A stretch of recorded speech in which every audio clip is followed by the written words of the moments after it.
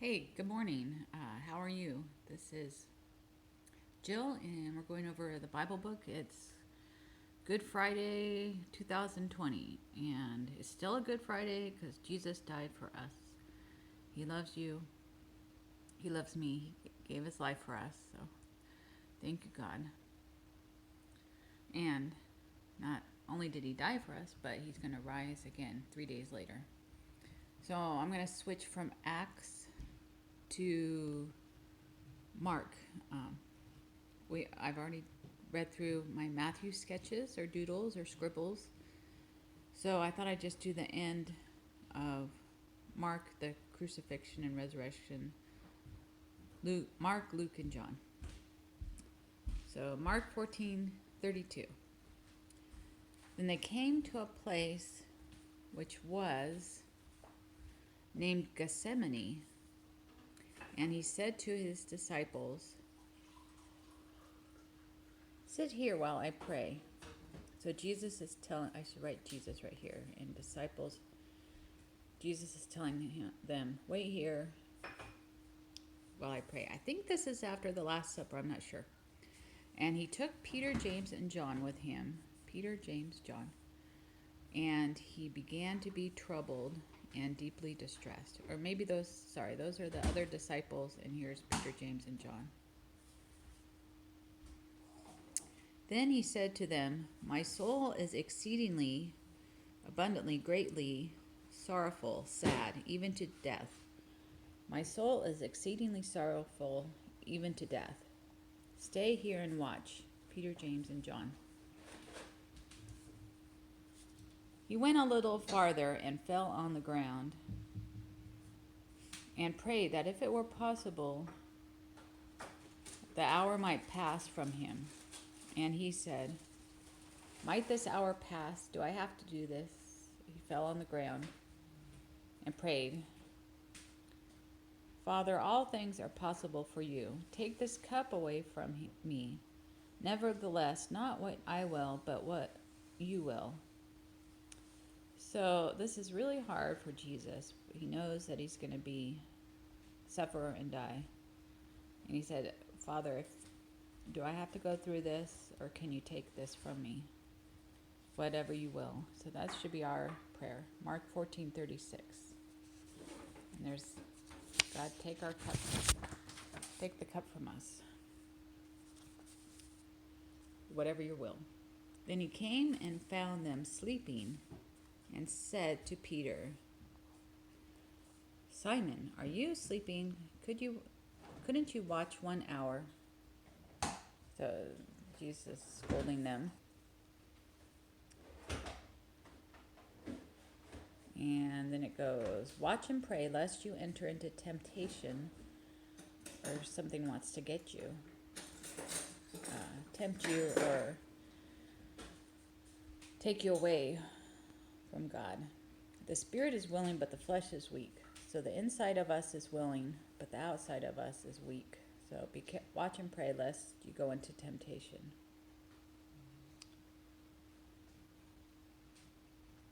So again he went away and prayed, and again they fell asleep. And then he says, "Enough, rise, let us be going. My betrayer is at hand. Judas, the man who is going to go against him, is at hand." And here come the chief scribes, the chief priests, I should do a little priest collar. Chief priests, scribes, those who are right, and elders, the older ones. So I think these are soldiers with them. And these are the officials, the religious officials. So here's the verse. "Again he went away and prayed and spoke the same words. And when he returned, he found them asleep again, for their eyes were heavy, and they did not know how to answer him." How do we answer him? Their eyes are heavy and they're tired. They don't know what's going on. Then he came the third time and said to them, so I only have two drawings up here where they fell asleep, but The third time, he said, "Are you still sleeping? It is enough. The hour has come. Behold, the Son of Man is being betrayed into the hands of sinners. Rise, let us be going. See, my betrayer is at hand." So Jesus talks to them. You're still asleep. It's enough. The Son of Man is being taken, betrayed into the hands of sinners. Betrayed, gone against, and taken into the hands of sinners. And Judas, the betrayer, is at hand. Let us be going. Mark 14:43. Just as, come on, focus. Just as he was speaking, Judas, one of the 12, appeared. With him was a crowd armed with swords and clubs, sent from the chief priests, the teachers of the laws, and the elders. So just as he was speaking, Judas, one of the 12, appeared. His friend went against him. With him was a crowd with clubs and swords. Okay, those aren't the scribes and the priests. The scribes and the priests sent them. So there was a crowd with swords and clubs sent from the chief priests, teachers of the law, and elders. And they said, "Go." There's the law. And there's the priest dressed up. The elders are the older people, older leaders. Now the betrayer had arranged a signal with them. "Whoever I kiss, he is the one. Seize him, grab him, and lead him away quietly." They're not doing this in the daytime loudly. They're doing it quietly at night. I think they're ashamed. But so Judas says, when I kiss, the person I kiss, that is the one to grab. So he says, "Rabbi, Rabbi," and he kisses him. Then they lay hands on him and took him. That looks like Aborigines drawings. And one of those who stood by drew his sword and struck the servant of the high priest and cut off his ear. So, who is this? This somebody, Peter, I think, was impulsive. Said, "Hey, don't do that," and cut off his ear. So sometimes we don't want to wait and pray. We want to take things in our own hands. "Am I leading a rebellion?" said Jesus. "Have you come out as against a robber with swords and clubs to take me? Hey, am I a robber? Why are you doing this?" Sorry, the refrigerator's open. "I was daily with you in the temple, teaching. I was with you in the temple, teaching, and you did not seize me." Okay, in the daytime, I was here among all the people, and you didn't seize me, but here you are. But the scriptures must be fulfilled. The Bible's true, the scriptures are true. And this was prophesied about in the Old Testament. Then they all forsook him, left him, and fled. Jesus, God never forsakes us, but that's an old word, but his friends forsook him. Let's get out of here. Bye, Jesus. And there's Jesus being seized. A young man wearing nothing but a linen garment was following Jesus. When they seized him, he fled naked, leaving his garment behind. I have to get out of here. So this guy leaves his garment behind, goes running naked. Who could that be? Me? I'm not sure. Peter? No. Then everyone left and deserted him and fled. Mark 14:50.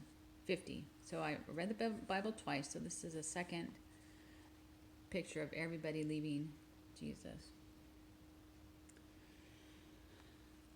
They took Jesus to the high priest, and all the chief priests, the elders, and the teachers of the law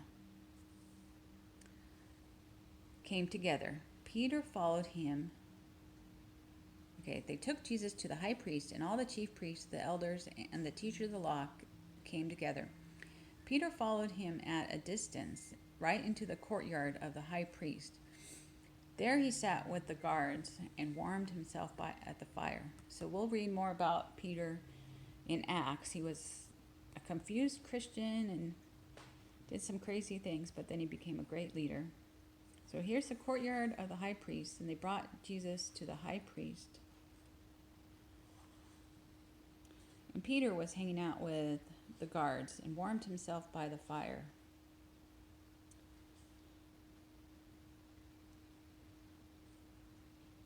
The chief priests and the whole Sanhedrin, like Pharisees or religious leaders, were looking for evidence against Jesus so they could put him to death, but they did not find any.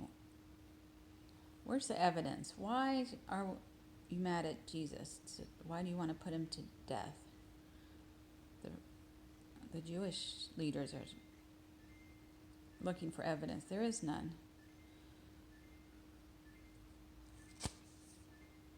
So this is the chief priests, elders, and teachers of the law came together.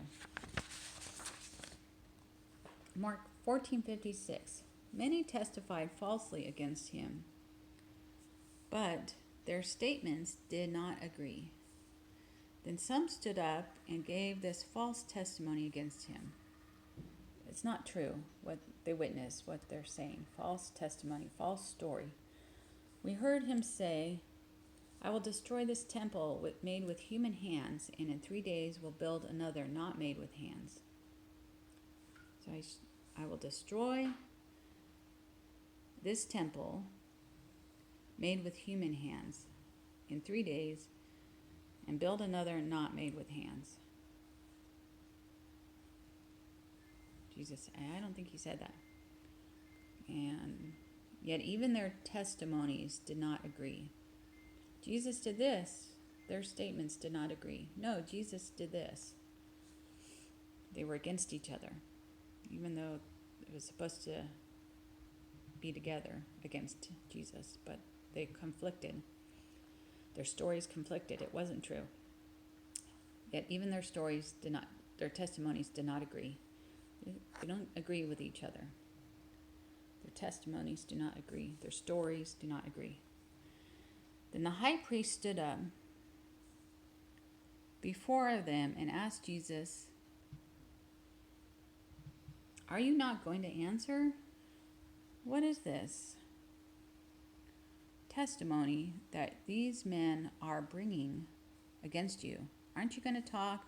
What is this testimony they're bringing against you? And we talked about that in Acts, in Isaiah, where Jesus was quiet like a lamb to the shearer, to the cutter, shearer of wool. What is this testimony against you? What? We don't understand what's going on. But Jesus remained silent and gave no answer. This is the will of God. Again, the high priest asked him, Are you the Messiah, the Son of the Blessed One? Hey. And Jesus did answer, I am, said Jesus, and you will see the Son of Man sitting at the right hand of the Mighty One and coming on the clouds of heaven. So Jesus did say, I am the Messiah. And Jesus is going to be at the right hand of God, the Mighty One, coming on the clouds of heaven. So I think that's a second coming. I'm not sure. The high priest tore his clothes. You heard his blasphemy, talking against God. What do you think? So he tore his clothes. In those days, it's a cultural thing. They all condemned him as worthy of death. So he's talking that he's God. He's close to God and next to God. Then some began to spit at him. So spit is what comes out of your mouth. They blindfolded him and they struck him. And they said he's worthy of death.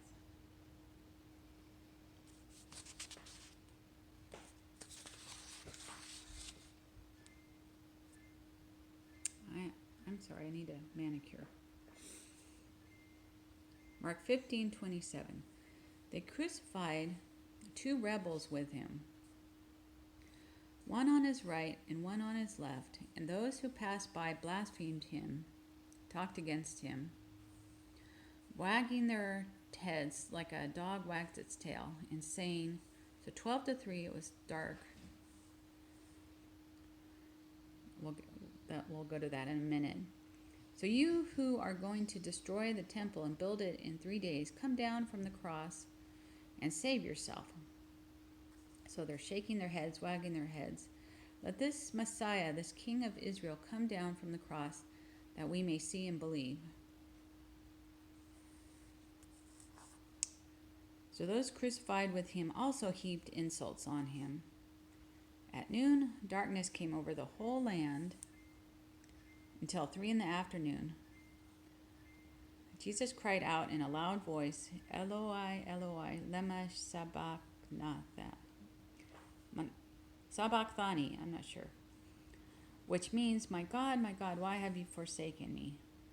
So Jesus is on the cross. When some of those standing near heard this, they said, listen, he's calling Elijah.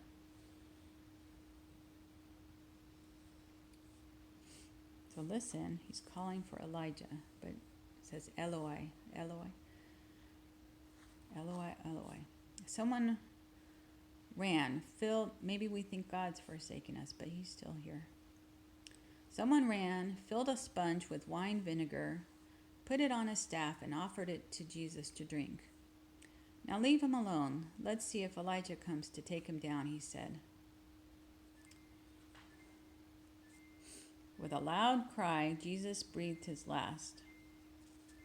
So Jesus did a loud cry, and did a last breath.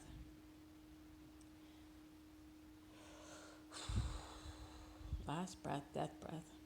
The curtain of the temple was torn from top to bottom, and when the centurion who stood there in front of Jerusalem saw how he died, he said, surely this man was the Son of God. So the centurion is the soldier. Sorry, I ran out of room. The curtain of the temple was torn, and the soldier, the centurion, said, surely this was the Son of God.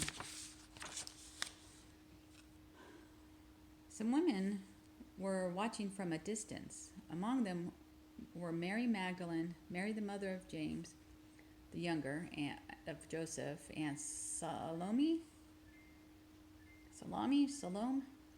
In Galilee, these women had followed him and cared for his needs. Many other women who had come up with him to Jerusalem were also there. So there's Jesus, he died, and there's all the women who had come up with him to Jerusalem. Mary Magdalene, Mary the mother of James, of Joseph, and Salome. Joseph of Arimathea, a prominent, important member of the council, the meeting, the leadership group, went boldly, strongly to Pilate and asked for Jesus' body. Pilate was surprised to hear that he was dead already. Calling the centurion, he asked him if Jesus had already died. When he learned from the centurion that he had been dead for some time, he granted the body to Joseph. So a leader named Pilate said, he's dead already. Is this true, centurion? And the soldier says, yes, he did die. And Joseph of Arimathea, I think he was a Pharisee, said, can I have his body? And Pilate said, yes. Yes, you can take him. And hopefully Joseph said thank you. So Joseph bought some linen cloth. Linen is a type of fabric, clothes.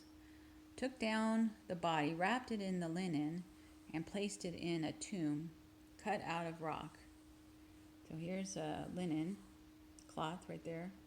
Wrapped it up, took it off the cross, wrapped it up, put it in a tomb, a grave site, grave place where dead people are put. Then he rolled a stone against the entrance of the tomb. So he rolled the big rock, the stone. I don't know if it was round or not, but it must have been if he rolled it against the entrance of the tomb. Mary Magdalene and Mary, the mother of Joseph, saw where he was laid. So Mary and Mary Magdalene were watching and saw that he was laid there. When the Sabbath, the Saturday day of rest for Jewish people, when the Sabbath was over,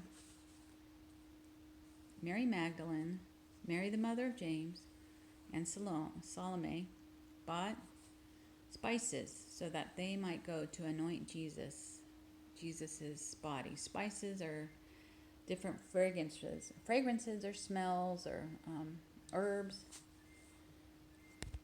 This is to help with the dead body or preserve the dead body and anoint Jesus's body. Put it on top.